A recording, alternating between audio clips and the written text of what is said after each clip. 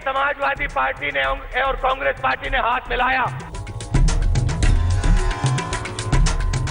भाइयों बहनों, जिन्होंने देश को लूटा और जिन्होंने उत्तर प्रदेश को लूटा, पूरे उत्तर प्रदेश में सारे कत्लखाने बंद कर दिए जाए। अपनी पूर्ण बहुमत की सरकार बनाने से फिर कोई भी ताकत नहीं रोक पाएगी। नमस्कार, आज तक के इस खास कार्यक्रम में आपका स्वागत है। उत्तर प्रदेश में चुनाव का पूरा माहौल है और सवाल यह है कि 11 मार्च के बाद इस विधानसभा बिल्डिंग में किसकी सरकार बनेगी।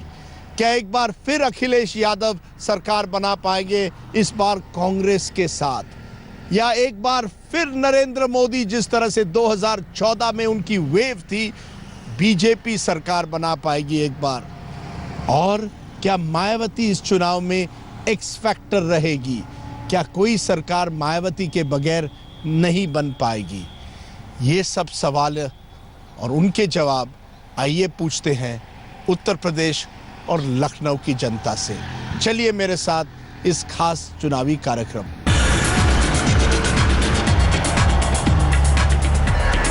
ये लखनऊ है, ये नवाबी अदब का शहर है। पुरानी कहावत है, दिल्ली का रास्ता लखनऊ होकर ही जाता है। तो लखनऊ के मिजाज में सियासत भी उतनी ही रची बसी है जैसे कि यहाँ की रवायतें। गोमती किनारे राजनीति की बयार किस दिशा में बह रही है, ये जानने हम लखनऊ की सड़कों पर निकले।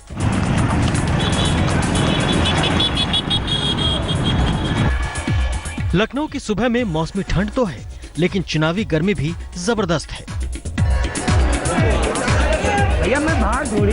शर्मा जी की मशहूर चाय की दुकान पर पॉप हटने के साथ ही चुनावी चर्चा चाय के दूध पानी की तरह उबलने लगती है। उत्तर प्रदेश के मतदाताओं के दिलो दिमाग में झांकने की इससे बेहतर जगह नहीं हो सकती। किसी एक आदमी ने मुझे बड़ा अच्छा कहा, हिंदू मुस्लिम लखनऊ में चाबी और ताला की तरह है। चाबी और ताला एक दूसरे के बगैर नहीं जी सकते। सही है ना? बिल्कुल। हाँ, एग्जाम्पल दूं, यहाँ से एक 18 किलोमीटर दूर है बख्शी का तालाब। रामलीला जब वहाँ होती है तो एक बार रमज़ान का महीना था, अज़ां का वक्त आ गया शाम की। थोड़ी देर के लिए युवा के साहब रावण जो थे उन्होंने वज़ू किया और वो नमाज के लिए खड़े हो गए। राजा रामचंद्र जी नमाज के लिए खड़े हो गए। पब्लिक जो थी वो शशदर रह गई। पता चला कि जितने कैरेक्टर्स थे ज़्यादातर सब मुस्लिम से, और वो रामलीला बेहतरीन कर रहे थे।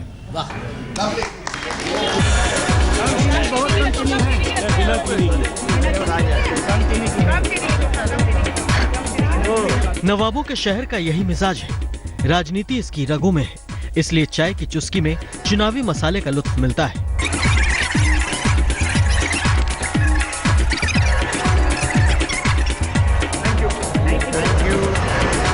आजकल लखनऊ के हर गली नुक्कड़ चौराहों पर एक ही चर्चा चल रही है, क्योंकि यह सिर्फ लखनऊ का नहीं, यूपी का भी नहीं, देश की सियासत पर असर डालने वाला चुनाव है। हमारा अगला पड़ाव लखनऊ यूनिवर्सिटी है, जो कि राजनीति की अद्भुत प्रयोगशाला रही है। ये बताएं कि चुनाव आ रहा है, कैंपस में भी चुनाव की एक तरह से रणनीति शुरू हो गई, राजनीति शुरू हो गई है या नहीं? हाँ, आप लोग राजनीति में ज्यादा वक्त गुजारते हैं उत्तर प्रदेश में और शिक्षा में कम, ये सही है या नहीं? जी बिल्कुल मानते हैं हम, क्योंकि हम एक मेन राजधानी में है सर, और इस समय चुनावी माहौल चल रहा है जिसमें युवाओं की अहम भूमिका है। तो हम युवा अगर राजनीति में नहीं आएंगे तो देश की राजनीति कैसे बदलेगी? नहीं, आपको डर है कि कहीं आप कैंपस छोड़ जाएंगे 2-3 साल बाद, लेकिन नौकरियां नहीं मिलेगी? क्या ये सब आप सभी का सबसे बड़ा डर है? नहीं, ऐसा नहीं है, लेकिन नौकरियां मिलेंगी। राजनीति के कई रणबांकुरे इस यूनिवर्सिटी से निकले। यहाँ नेट प्रैक्टिस करके निकले सियासी खिलाड़ियों ने कई रिकॉर्ड तोड़े बनाए। आरक्षण राजनीति में बाहुबली से लेकर डिमोनेटाइजेशन तक तमाम मुद्दों पर हमारी बेबाक बात हुई। करते हो लगता है, बाहुबली बनोगे एक दिन। आराम से कर यार। जितने तेजी से कर सकते।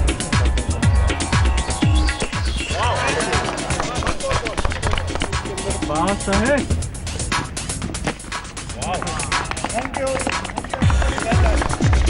Time to meet the politicians. चलिए। नंबर 1 जो क्रिकेटर पॉलिटिशियन है अखिलेश का फैन है। चलो। हिंदुस्तान की सियासत में ये सवाल आज भी मौजूद है कि सत्ता पर विधायक, सांसद और मंत्रियों के बेटों रिश्तेदारों का हक क्यों होना चाहिए। पॉलिटिक्स में परिवारवाद बड़ा मुद्दा रहा है और लखनऊ में तो परिवारवाद पूरी तरह मूर्त रूप में दिख रहा है। यादव घराना बनाम बहुगुणा घराने की इस लड़ाई पर देश की नजर है।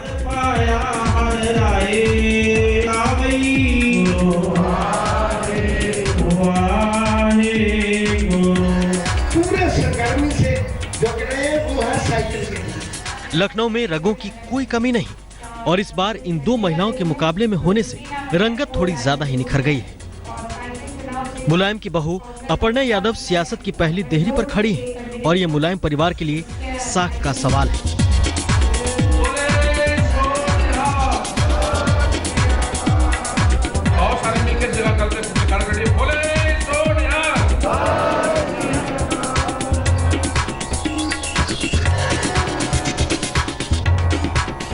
ये बताइए मुझे कि क्या आपकी का जो विवाद हुआ है, लोग कहते हैं कि आप आर्थिक क्राइटेरिया पर रिजर्वेशन चाहती है या नहीं? मैंने कहा था कि मैं रिजर्वेशन के बिल्कुल अगेंस्ट नहीं हूँ, पर जो लोग ऊंची जाति के हैं उसमें भी गरीब लोग हो सकते हैं। लोहिया जी का ये मानना है जो सवर्ण है अगर वो भी गरीब है तो समाजवाद उसके साथ है।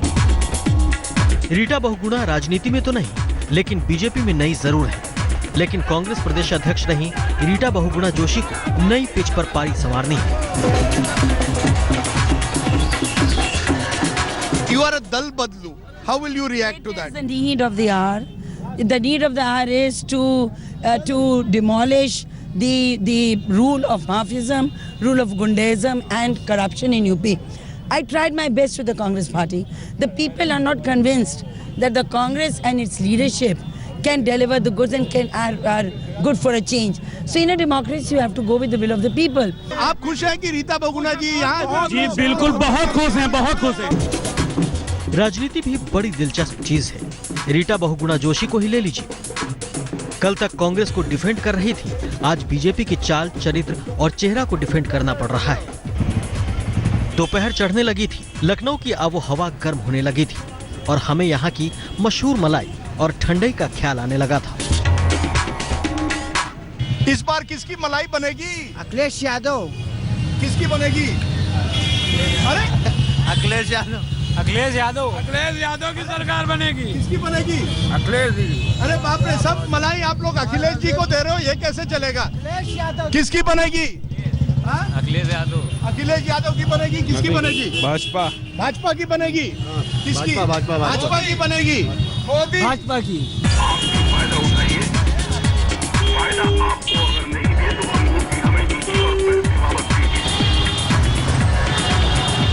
राजनीति में ना तो ठंडई की ठंडक है, ना ही मलाई वाली मिठास। सत्ता की मलाई की उपमा तो जरूर दी जाती है, लेकिन ये मलाई बड़ी मुश्किल से मिलती है।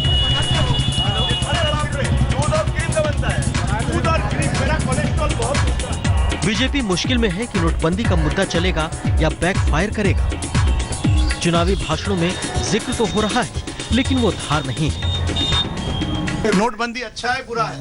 Notbandi, no, I mean, How has it affected your business? not at all. I mean, Too much? Yes. Affected you? Yes. By how much? 50%, 60%? Is it a good thing or not? it's not good thing. नहीं, आप लोग traditional BJP supporters हैं। नहीं, ऐसा कुछ नहीं कह सकते, लेकिन नोटबंदी से हम कहते हैं फायदा क्या हुआ, गवर्नमेंट को क्या फायदा हुआ? कोई नहीं जानता नोटबंदी यूपी के चुनाव में क्या गुल खिलाएगी। बड़े बड़े चुनावी पंडित इस पहेली को सुलझाने में लगे हैं। इस सवाल के जवाब की तलाश लखनऊ के बाजारों में हमने भी की।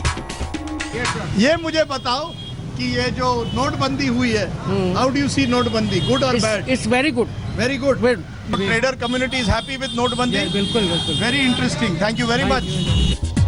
बड़ा सवाल ये भी है कि मुस्लिम किधर जाएंगे, इधर जाएंगे या उधर जाएंगे।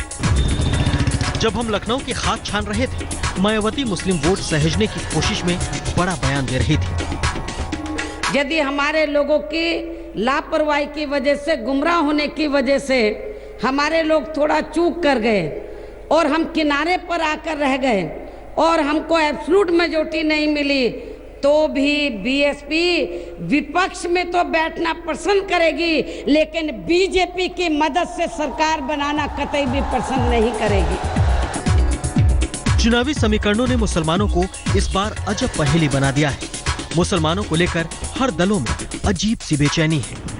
लखनवी तांगे पर सवार होकर हम भी उस जमात के बीच गए जिसे अखिलेश, मायावती, राहुल सब के सब हसरत भरी नजरों से देख रहे हैं। ये लखनऊ का छोटा इमामबाड़ा है, जहां से आने वाली हर आवाज में आप सूबे की नई सरकार के लिए कोई न कोई संकेत ढूंढ सकते हैं। ये बताइए, इस चुनाव में आज आपके सामने सबसे बड़ा मुद्दा क्या है? सबसे बड़ा मुद्दा क्या है चुनाव आपके सामने? सबसे बड़ा मुद्दा हमारा यही है कि हमारा विकास हो रहा है, और विकास हमें लगता है कि अखिलेश यादव की अगर सरकार आती है तो, और इससे अभी तो कुछ नहीं था, इससे पहले 5 सालों में मायावती ने कुछ नहीं किया, और इस बार अखिलेश यादव आए तो हमारा पुराना लखनऊ बदल दिया उन्होंने। पुराना लखनऊ बदला है या केवल नया लखनऊ बदला है? ऐसा नहीं है, केवल अमीरों के लिए किया है, गरीबों के लिए कुछ हुआ है या नहीं? मैं चाहता हूँ दंगे बिल्कुल ना हो, जितने दंगे हुए इनकी सरकार में दंगे बिल्कुल नहीं होने चाहिए, ऐसा विकास मुझे नहीं चाहिए। तो आप समझते हैं कि अखिलेश यादव की सरकार में दंगे हुए? हाँ, तो दंगे ना, बाकी सही है, मुझे ये दंगे नहीं होना चाहिए।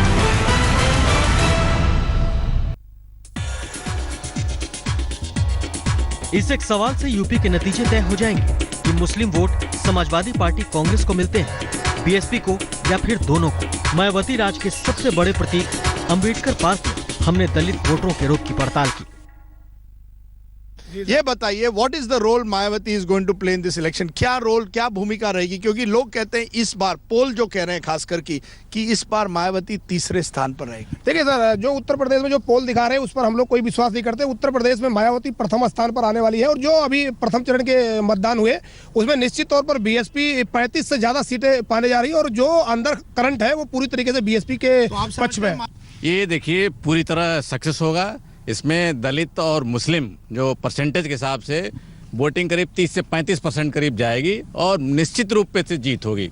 ये अलायंस किस तरह से? एक जमाने में तो मायावती जी ने सवर्णों के साथ अलायंस किया था, ब्राह्मण के साथ किया था 2007 में, आज मुसलमानों के साथ। ये क्या केवल चुनावी रणनीति है? हाँ, निश्चित रूप से सोशल इंजीनियरिंग का मामला है, लेकिन मैं एक बात जरूर कहूँगा कि जो दलित मुस्लिम के जोड़ की बात हो रही है, ये आज का नहीं है, ये दरअसल हिंदुस्तान की खूबसूरती है। ये कुछ सांप्रदायिक ताकतों की राजनीति रही है जिसने दलितों और मुसलमानों को बांटने का काम किया है पूरे हिंदुस्तान में। लेकिन मायावती जो बीजेपी के साथ जिन्होंने सरकार बनाई थी, आज आप कह रहे हैं दलित और मुसलमानों को जोड़ेगी। देखिए, राजनीति में न कोई स्थायी रूप से दुश्मन होता है, न कोई दोस्त होता है, लेकिन दलित राजनीति को बढ़ाने के लिए वो एक मुद्दा था, वो जरूरी कदम था जिसको मायावती जी ने लिया था। लेकिन मैं फिर से कह रहा हूँ कि आज बहन जी उस दायरे में जा रही हैं जहां पर पूरे हिंदुस्तान की खूबसूरती दिखाई देगी, जिसको पसमानदा कहा जाता है।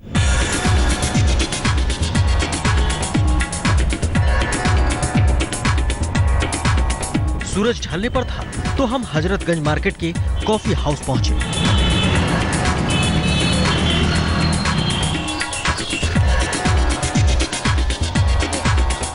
कॉफी हाउस पर इस गपशप में उस तबके की रायशुमारी भी सामने आई जिसे सिविल सोसाइटी कहा जाता है। शहर लखनऊ, तुझे मेरा सलाम है, तेरा ही नाम दूसरा जन्नत का नाम है।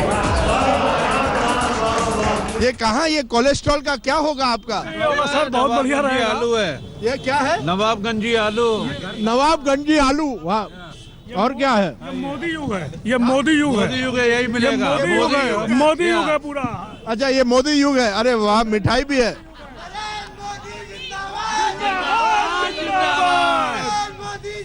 अरे बाप रे, अरे बाप।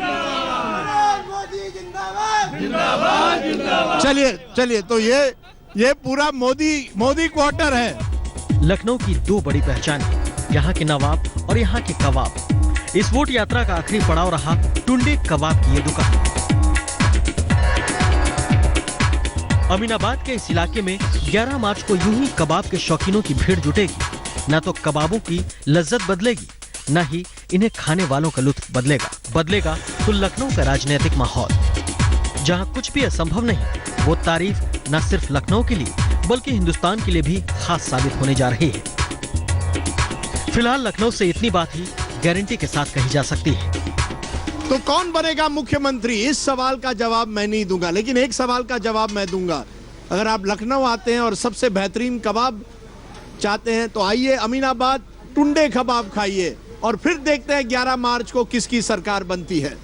आज तक के लिए मैं राजदीप सरदेसाई, लखनऊ से।